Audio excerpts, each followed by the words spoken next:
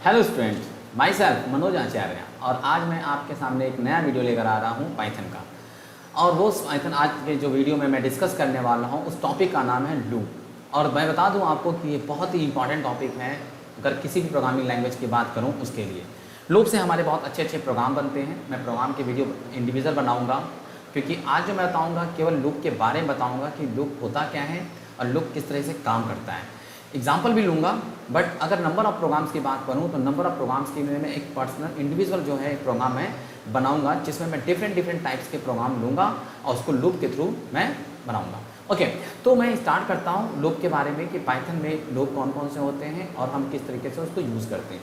सबसे पहली बात मैं बताना चाहूँगा लूप के बारे में कि लूप एक्चुअली होता क्या है। लूप का मतलब क्या, जब एक ही वर्क हमारे जब बार बार होते हैं तो उसे हमें कहते हैं क्या, लूप कहते हैं। जैसे अगर हम बोलें कि मकड़ी चाल बनाती है तो मकड़ी चाल क्या करती है, एक ही पैटर्न को बार बार फॉलो करती है। तो फॉलो करती है तो एक तरह से वो क्या होता है, एक तरह से जाल बनता है। ठीक है, उसी तरीके से हम बात कर सकते हैं कि लूप भी क्या होता है, कह सकते हैं एक ही काम को जब हम अगेन एंड अगेन करते हैं तो हमारा लूप कहलाता है। इसको इटरेशन भी कहा जाता है, यानी इटरेटिव, यानी कि एक ही काम को बार बार रिपीट करना। ओके, तो हमारे पाइथन में कौन कौन से लूप होते हैं उनके बारे में हम समझते हैं। तो हम देखते हैं कि पाइथन में जो हमारे लूप हैं वो है आपके दो लूप यूज़ होते हैं।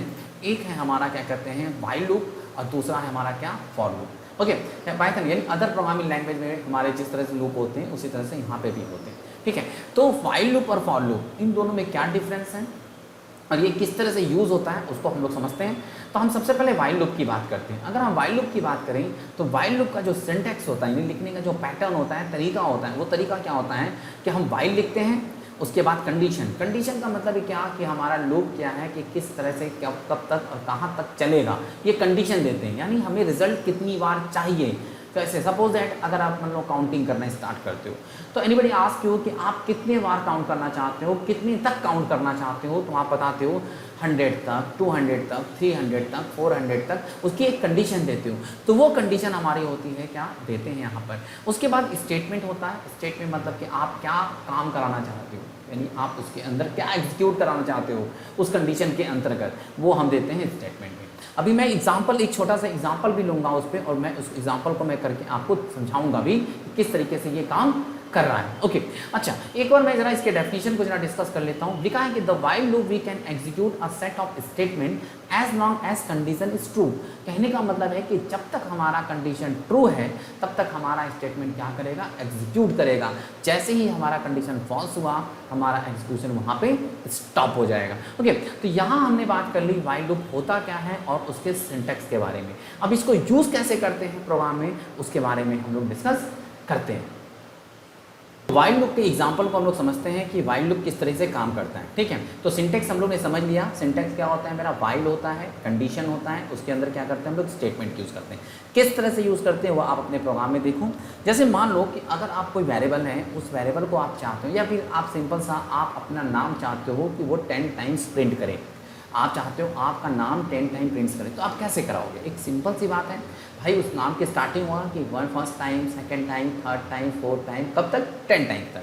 तो उसके लिए हमें क्या करना पड़ेगा, ये जो नंबर ऑफ टाइम्स मैं बता रहा हूँ उसके लिए हमें पर्टिकुलर एक वेरिएबल लेना पड़ेगा जिसको हमें स्टार्ट करना पड़ेगा 1 से और एंड करना पड़ेगा कहाँ पे, 10 पे। यानी कंडीशन हमारी ये है कि हमारा जो वेरिएबल की वैल्यू है वो 10 पे जाके एंड हो जाए और जो वेरिएबल की वैल्यू स्टार्ट हो 1 से स्टार्ट हो और हर बार उसकी वैल्यू 1 क्या हो, इंक्रीज करती चले। जैसे एग्जाम्पल, अगर मान लो मैंने एक वेरिएबल ए ले लिया, और इसकी वैल्यू मैंने 1 कर दी। अब मैं क्या करता हूँ कि व्हाइल लूप लिया और कंडीशन दिया कि जब तक ए की वैल्यू जो है वो क्या है हमारी 10 और 10 से छोटी है तब तक ये चले और मैं क्या करा दूँ, प्रिंट करा दूँ। प्रिंट क्या कराना चाहता हूँ, प्रिंट कराना चाहता हूँ आपको एक नाम, वो नाम मैंने करा दिया। और एक बात, इस बात पर ध्यान रखेंगे भाई, मुझे ए की वैल्यू 1 से लेकर 10 तक पहुँचने के लिए हमें कुछ ना कुछ उसका चेंजेस चाहिए, यानी उसकी इंक्रीमेंट या डिक्रीमेंट चाहिए। तो हम क्या करेंगे, यहाँ पे इंक्रीमेंट कर देंगे उसकी वैल्यू को और वो हर बार वैल्यू क्या होती जाएगी, 1 बढ़ती जाएगी। ओके, इस तरीके से आपने क्या किया कि व्हाइल लूप लिया जिसमें एक वेरिएबल ए लिया था जिसकी वैल्यू आपने 1 दिया। अब फिर क्या किया आपने, व्हाइल लूप लगा के कंडीशन को चेक किया कि 1 हमारी जो है मतलब ए की जो वैल्यू है वो 10 से छोटी या बराबर है। जब तक छोटी और बराबर रहेगी तब तक हमारा अंदर का स्टेटमेंट, ये स्टेटमेंट हमारा एग्जीक्यूट करेगा, लेकिन जैसे ही ये कंडीशन हमारा फेल होगा वैसे ही लाइन एग्जीक्यूट करना ये बंद कर देगा। ओके, तो स्टार्ट करता हूँ मैं। जब मैं प्रिंट करा रहा हूँ तो आप देख रहे हो कि आपके सामने 10 टाइम्स आचार्य प्रिंट कर रहा है। ये काम कैसे कर रहा है? काम करना है, सबसे पहले ये हमारा 1 था, कंडीशन चेक किया, 1 10 से हमारा छोटा है, कंडीशन ट्रू है, कंडीशन ट्रू होते ही इसके अंदर आएगा, आचार्य प्रिंट करेगा, फिर ए की वैल्यू 1 इंक्रीज़ कर देगा, फिर वो जाएगा कंडीशन के पास, वो फिर चेक करेगा, चेक करने के बाद आएगा, आचार्य प्रिंट करेगा, और इस तरीके से ये प्रोसेस बार बार होता चलेगा जब तक कि हमारी ए की वैल्यू 10 नहीं हो जाएगी। ओके, मैं एक और बात बताना चाहूँगा कि जैसे एक होता है ड्राई रन, मैं इसे पर्टिकुलर बोर्ड पे करके आप लोग को समझाऊंगा, और मैं एक पर्टिकुलर एक वीडियो बनाऊंगा। मैंने कहा था ना कि मैं एक वीडियो बनाऊंगा, और वो वीडियो होगा कैसे किसी प्रोग्राम का हम ड्राई रन कराते हैं, और स्पेशली लूप के लिए। तो उसे मैं अगले वीडियो में मैं बनाने वाला हूं, और उसमें आपको ड्राई रन जरूर समझाऊंगा। ठीक है, ओके, फिलहाल अभी मैं समझता हूं। तो इस तरीके से मेरा वाइल क्या कर रहा है, काम कर रहा है। ओके, अब हम बात करते हैं नेक्स्ट लूप, फॉर लूप के बारे में। ठीक है, तो जिस तरीके से हमने वाइल लूप को बताया है कि वाइल लूप हमारे किस पर्पज़ के लिए यूज़ होता है, हमारा उसका पर्पज़ होता है कि किसी भी स्टेटमेंट को अगेन एंड अगेन एग्जीक्यूट कराना जब तक कि हमारा कंडीशन फॉल्स ना हो जाए। सेम चीज़ हमारा कहता है फॉर लूप के साथ भी है। फॉर लूप भी कब यूज़ होता है? फॉर लूप हमारा तब यूज़ होता है जब हमारे किसी भी एक सिंगल स्टेटमेंट को नंबर ऑफ टाइम्स हमें क्या करना होता है, एग्जीक्यूट कराना होता है, उस तरीके से। ओके, तो जिस तरह से अपने वाइल लूप का सिंटैक्स समझा हमारा, उसी तरीके से हम क्या करते हैं, फॉर लूप का सिंटैक्स समझते हैं। तो फॉर लूप का सिंटैक्स एक्चुअली होता क्या है, सिंपल है, फॉर है, फिर फॉर के बाद हम एक वेरिएबल नेम, जैसे यहाँ पे आई लिखा हुआ है, मतलब कोई वेरिएबल नेम लेते हैं, इन एक मेंबरशिप ऑपरेटर यूज़ करते हैं, मेंबरशिप ऑपरेटर जिसके बारे में मैंने ऑपरेटर वाली वीडियोज़ में डिस्कस किया हुआ है। फिर यहाँ पे मैंने लिस्ट नेम लिखा हुआ है, जरूरी नहीं कि लिस्ट नेम हो, यहाँ पे लिस्ट नेम हो सकता है, टपल नेम हो सकता है, सेट नेम हो सकता है, डिक्शनरी नेम हो सकता है, यहाँ पे कोई भी नाम हो सकता है, और इसके अलावा भी अदर वैल्यू हो सकती है। ठीक है, अगर कोई लिस्ट बना के करते हो तो लिस्ट की चीज़ें प्रिंट होंगी, अगर टपल बना के करोगे तो टपल में रखी हुई एलिमेंट प्रिंट होंगे, जो आप रखोगे उसी हिसाब से ये उसको प्रिंट करेगा। ठीक है, अब प्रिंट करके मैंने ये किया, तो ये हमारा सिंटैक्स है किसका, फॉर लूप का। चलिए एक एग्जांपल डिस्कस कर लेते हैं। एग्जांपल डिस्कस कर लेते हैं। मान लो सपोज एक सेट बनाया जाए। ओके, स्टार्ट करते हैं। तो अब बनाते हैं हम, तो अब कैसे होगा, जैसे मान लो मैंने ए लिया और ए के बाद मैंने एक सेट बना दिया, और सेट में मैं कुछ एलिमेंट ले लेता हूँ 1 2 3 4 5। ओके, उसके बाद मैं क्या करता हूँ, फॉर लूप स्टार्ट करता हूँ, फॉर आई इन, और उसके बाद मैं उस सेट का नाम दे देता हूँ ए, ठीक है, और प्रिंट कर देता हूँ आई। ठीक, प्रिंट आई, क्योंकि लूप में आई है मेरी स्टार्टिंग, और फिर मैंने एंटर किया, तो आप देख रहे हो 1 2 3 4 5 जो सेट में स्टोर एलिमेंट हैं वो हमारे प्रिंट हो गए। ये तो हम पर्टिकुलर सेट की बात किए, इसी तरह से आप लिस्ट भी कर सकते हो, आप टपल भी कर सकते हो, डिक्शनरी भी कर सकते हो। ये सारे चीज़ें मैंने डिस्कस की हुई हैं कि सेट कैसे बनाया जाता है, टपल्स कैसे बनाए जाते हैं, डिक्शनरी कैसे बनाते हैं, आप उस तरीके से बना के आप लूप के अंतर्गत उसको यूज़ कर सकते हो। ओके, बट मैं थोड़ा सा अब एडवांस में चीज़ें बात करना चाहूँगा कि अगर सपोज मान लो मुझे 1 से लेकर 10 तक का नंबर प्रिंट करना हो, you want to print the number from 1 to 10, तो कैसे आप करोगे? तो उसको करने के लिए आपको करना क्या होगा कि यहाँ पे आप एक वेरिएबल ले लो, कोई भी एक, मान लो m ले लिया, और m की नहीं, कोई वेरिएबल लेने की ज़रूरत नहीं है, लेना चाहो तो ठीक है। मैं यहाँ पे स्टार्ट करता हूँ फॉर m in, ठीक है, फॉर m in, और उसके बाद मैं पर्टिकुलर रेंज दे दूंगा। मेरा कौन सा फंक्शन यूज़ होगा, रेंज फंक्शन यूज़ होगा। मैं अभी डिस्कस करता हूँ रेंज फंक्शन के बारे में। अगर मैं रेंज फंक्शन के बारे में बात करूँ तो ये देखो हमारा है to loop through a set of code specified number of times. हम चाहते हैं कि कितनी बार मेरा लूप चले, उसको स्पेसिफाइड करने के लिए हम लोग रेंज फंक्शन का यूज़ करते हैं। ठीक है, एक बात ध्यान रखेंगे हमेशा कि जो हमारी वेरिएबल की वैल्यू स्टार्ट होती है वो बाय डिफ़ॉल्ट 0 से स्टार्ट होती है। तो मुझे अगर नंबर 1 से 10 प्रिंट कराना है तो उसके लिए उसी हिसाब से हमें लॉजिक लगाना पड़ेगा। अभी मैं लगाऊंगा लॉजिक, ठीक है, बाय डिफ़ॉल्ट इंक्रीमेंट। और हाँ, रेंज में अगर केवल आप एक आर्गुमेंट पास करते हो तो वो आपको बताता है एंड ऑफ द लूप की पोजीशन, यानी कि वो कहाँ तक चलेगा। बट लास्ट वैल्यू वो प्रिंट नहीं करता, वो लास्ट वैल्यू प्रिंट आपकी नहीं करता।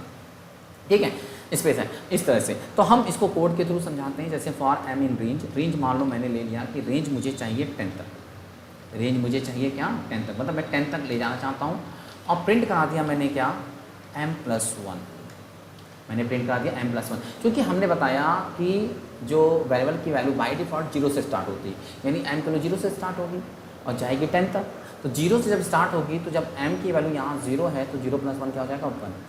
और फिर एक बात और, रेंज में 10 लिखा है, आपने केवल एक आर्गुमेंट पास किया है, तो ये बाय डिफ़ॉल्ट अपना वो इंक्रीमेंट 1 मानेगा, यानी हर बार वो एक एक इंक्रीमेंट करेगा। पर्टिकुलर 1 इंक्रीमेंट के लिए आपको कोई चीज़ डिफाइन करनी नहीं पड़ती, जबकि अदर प्रोग्रामिंग लैंग्वेज में हम लोग डिफाइन करते हैं। ठीक है, अब यहाँ पे मैंने प्रिंट m+1 किया। जब मैं इसको प्रिंट करा रहा हूँ तो आप देख रहे हो 1 2 3 4 5 6 7 8 9 10, यहाँ तक आपको क्या हो गया, वो प्रिंट कर दिया। अब देखिए, अब फॉर लूप में हमारा क्या कहते हैं कि दूसरा एक टाइप होता है। एक पहला टाइप तो मैंने ये पढ़ा कि उसकी आपने क्या किया, फॉर लिखा, वेरिएबल नेम दिया, इन लिखा, रेंज के बाद आपको कहाँ तक चलना है लूप में वो आपने डिसाइड किया। ठीक है, अब एक आपका अगला होता है, वो होता है आपका क्या कहते हैं कि अगर आप चाहते हो कि नहीं वैल्यू मेरी वैल्यू 0 से स्टार्ट ना हो, मेरी वैल्यू किसी अदर वैल्यू से स्टार्ट हो। ठीक है, ओके, उसके लिए हम जो सिंटैक्स यूज़ करते हैं उसमें यूज़ करते हैं क्या, रेंज, फिर वो स्टार्ट वैल्यू जहाँ से आप स्टार्ट करना चाहते हो और एंड वैल्यू कहाँ तक आप जाना चाहते हो। तो इसमें आपको क्या होगा कि स्टार्ट वैल्यू से लेकर एंड वैल्यू तक पहुँचने के लिए हर बार आपका एक एक इंक्रीमेंट होगा। ऐसे बाय डिफ़ॉल्ट वो 0 से स्टार्ट हो रहा था क्योंकि आप वहाँ पे स्टार्टिंग वैल्यू डिसाइड नहीं किए थे, बट इस सिंटैक्स के थ्रू आप स्टार्टिंग वैल्यू डिसाइड कर रहे हो। जैसे एग्जाम्पल मैं देखता हूँ, एग्जाम्पल मैं अगर देखूँ तो यहाँ पर जैसे मान लो कि मैंने लिया फॉर आई इन रेंज। अब मैं चाहता हूँ कि मेरी स्टार्टिंग 2 से हो और कब तक चले, 10 तक हो, यानी 2 3 4 5 6 7 8 9 10 इस तरह से प्रिंटिंग हो। प्रिंट और देन आई किया मैंने और यहाँ पे प्रिंट किया, तो देख रहे हो आप क्या हो रहा है, मेरा 2 से स्टार्ट हो रहा है और 2 3 4 5 6 7 8 9 इस तरीके से हमारा क्या हो रहा है, वो प्रिंट हो रहा है। ओके, अब ये जैसे हो गया। अगर नहीं मैं चाहता हूँ कि मेरी स्टार्टिंग हो 2 से, एंड हो 10 पे, लेकिन इंक्रीमेंट 2 का हो, इंक्रीमेंट 2 का हो, तो उसमें हम क्या करते हैं, थोड़ा सा हमारा सिंटैक्स चेंज होता है। और वो सिंटैक्स क्या होता है, मान लो टी लिखा, इन लिखा, रेंज लिखा, स्टार्टिंग वैल्यू दिया, उसके बाद एंडिंग वैल्यू दिया और हर बार का इंक्रीमेंट दिया, यानी मैं चाहता हूँ 2 का इंक्रीमेंट वो करे। और फिर प्रिंट किया, प्रिंट करने के बाद मैंने टी को प्रिंट कराया और जब मैंने प्रिंट कराया तो मेरा 2 4 6 8 आया, क्योंकि मैंने कहा था कि लास्ट वैल्यू प्रिंट नहीं करता। तो जब आप इंक्रीमेंट करके 10 पे पहुंचोगे तो 10 तो प्रिंट करेगा नहीं, क्योंकि 10 के इक्वल प्रिंट नहीं करना है। देखो, इस तरीके से आपने जाना कि सिंपल सा लूप कैसे वर्क करता है, यानी एक ही काम को जब आप बार बार करना चाहते हो, नहीं कह सकते अगेन एंड अगेन करना चाहते हो, उस समय हम लोग यूज़ करते हैं किसका, लूप का यूज़ करते हैं। अच्छा, अब लूप की जब बात होती है तो इसमें एक बहुत इंपॉर्टेंट आता है बात, वो आता है क्या, आपका नेस्टेड लूप के बारे में।